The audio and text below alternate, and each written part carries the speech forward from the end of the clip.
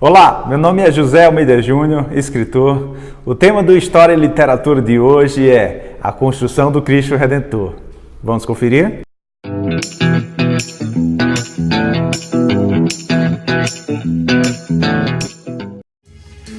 Cristo Redentor, braços abertos sobre a Guanabara.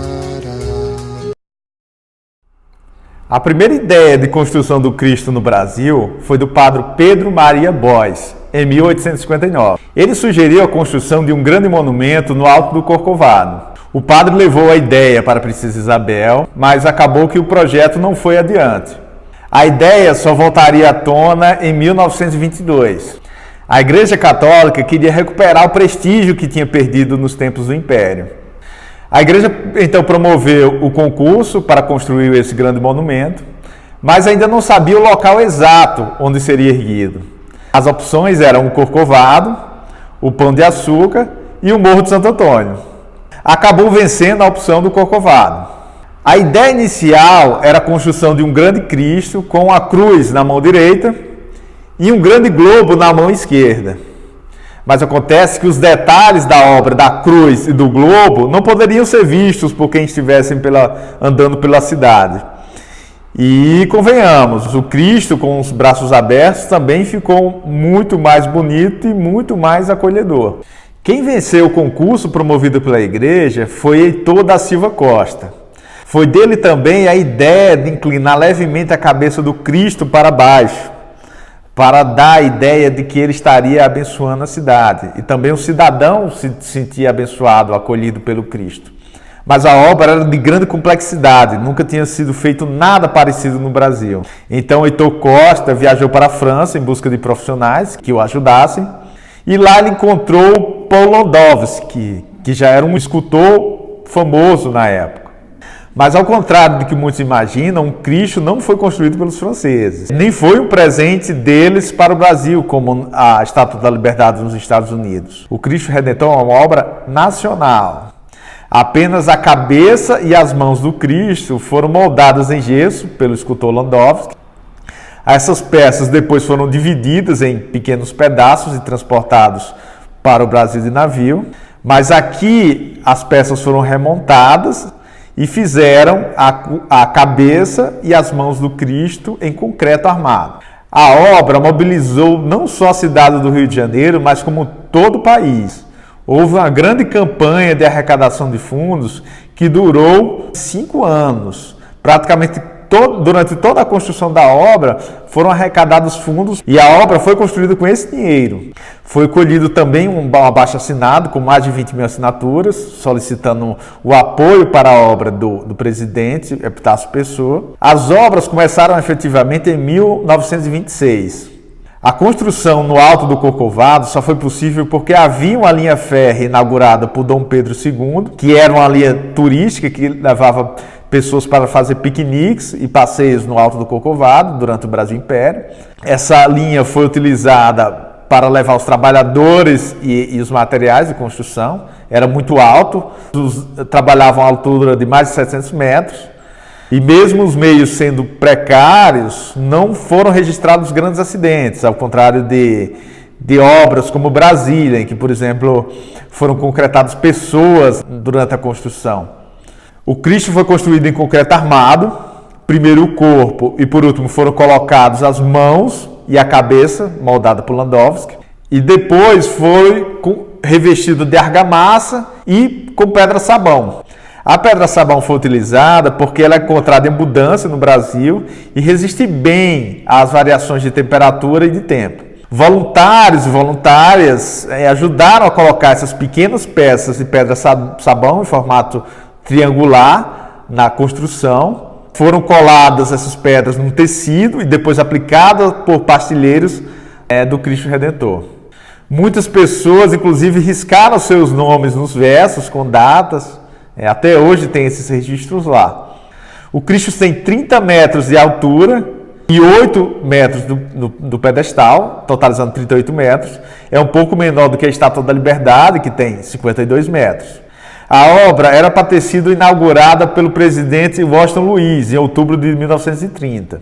A inauguração teve que ser alterada por causa da Revolução de 30. Após a Revolução de 30, a igreja ficou com receio de que Getúlio Vargas impusesse algum empecilho para a inauguração, porque se considerava Getúlio Vargas um ateu.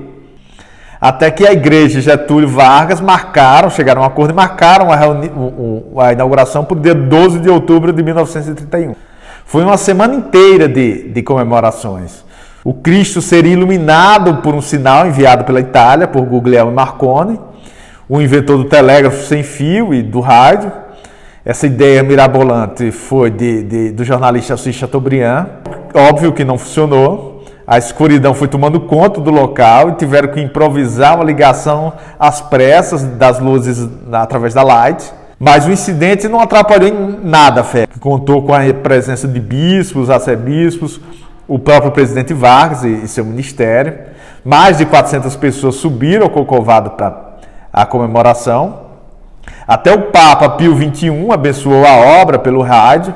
Depois de conhecer um pouco mais sobre a construção do Cristo Redentor, vamos agora para a nossa sugestão de leitura.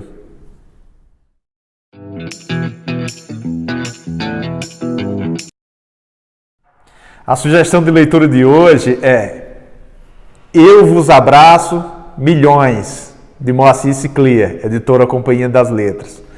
É um romance histórico que se inicia em 1929 e termina em 1931. O livro conta a história de um jovem chamado Valdo, que tem o sonho de se tornar membro do Partido Comunista Brasileiro. Ele é iniciado no comunismo pelo seu amigo, o Geninho. Esse amigo oferece leituras para Valdo iniciar na causa e leva Valdo também para uma pequena célula comunista na cidade deles, em Santo Ângelo, interior do Rio Grande do Sul. Acontece que Geninho descobre que está com câncer e tem poucos meses de vida.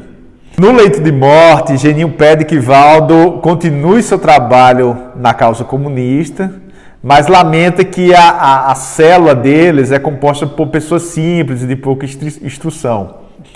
Então, Geninho pede que Valdo vá ao Rio de Janeiro e procure Astrogildo Pereira.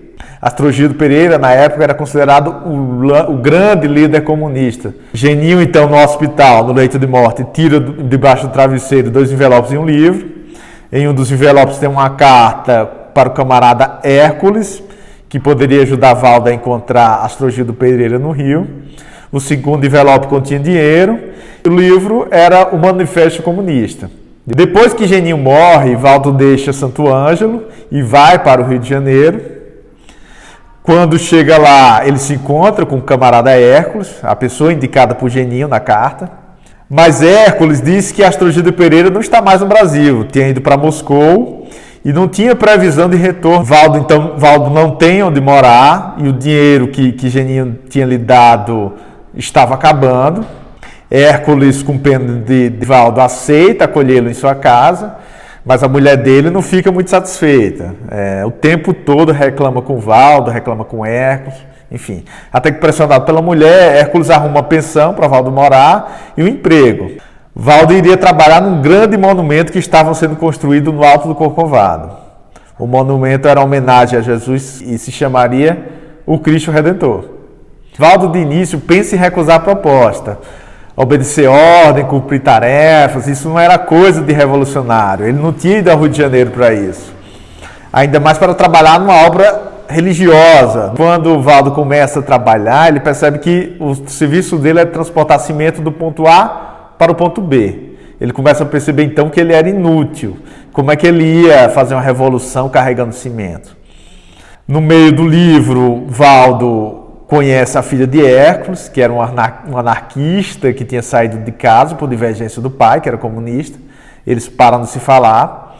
A moça diz que os anarquistas estão tentando sabotar o Cristo e pede a Valdo, que trabalhava lá, para ajudá-los na sabotagem. Quem quiser ler, fica aqui a dica, a recomendação. Eu Vos Abraço, Milhões. É um livro excelente. Se gostou do vídeo, deixa aqui a sua curtida, inscreva-se no canal e nos siga nas redes sociais.